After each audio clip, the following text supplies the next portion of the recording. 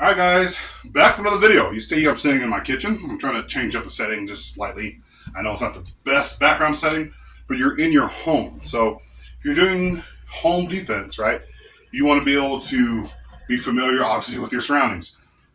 Just being in my living room will not prepare me for a situation where I need to draw my bow, right? Or I need to draw my bow, right? So the whole point is to be able to be anywhere. I can be able to put the arrow on my string anywhere in the house. I'm not just practicing in my living room, right? I can practice upstairs, practice on the stairs, right? These are certain things that I can do. Now, I told you guys in the last video, as far as clearing rooms with a bow, it just doesn't make a lot of sense. It doesn't make a lot of sense moving around. You're gonna wear yourself out with your arm just walk around. You're not gonna be able to just walk around, right? Back in the medieval ages, when they were using bows, they weren't sitting there being like, ready, set, and you just sit there for 20 minutes. You're just standing there, right? Those bows are those are war bows back in the day, 80 to 120 pounds, right? On average, right? So they would just loose. They just ready, set, and then loose, right? And then you're sending volleys of arrows. You're not shooting all of them at once, right? They typically carry like around 48 arrows or so. Around that, that's typically what I've heard through medieval historians and stuff like that. So you want to make sure that you have plenty of arrows. Obviously, I only have 3 on me at the moment, but you want to be able to set yourself up in a good position, right? Pick some different areas where okay, if someone's going to come in my house, I'm going to pick maybe certain hiding spots where I can shoot from cover, right? I don't want to be like trying to walk around the house looking for somebody. I'd rather be set up in a spot, right?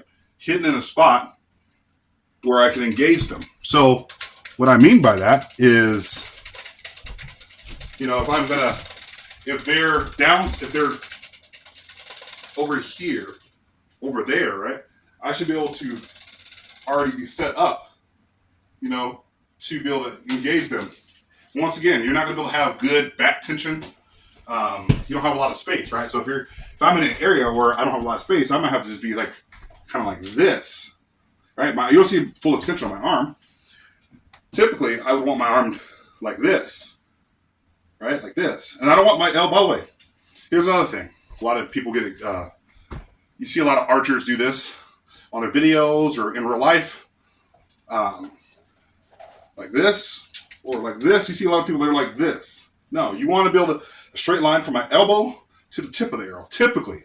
Now, in a home defense situation, I might not be able to do that, but you want to be able to do that as much as possible. Now, obviously, if I don't have a lot of room moving around to my spot, I might just be like this. You can still get a good shot off like that, right? But typically, when you're actually shooting at a range, you want to be able to have as much extension as possible. You see the back of my arm, right? You don't see like this or like this. One of my boys likes to kind of do this a lot, right? So you want to be able to have you want to be able to have as much room as possible to get maximum power, right? If you're kind of like this, you're not going to be able to get enough power off, right? I want to be able to draw back as far as I possibly can, right? And then shoot. Another situation is, like I said, first of all, you want to make sure that you pick a spot. Pick a good spot to be able to shoot, and then shoot from that spot. So I'll kind of show you guys in this video coming up.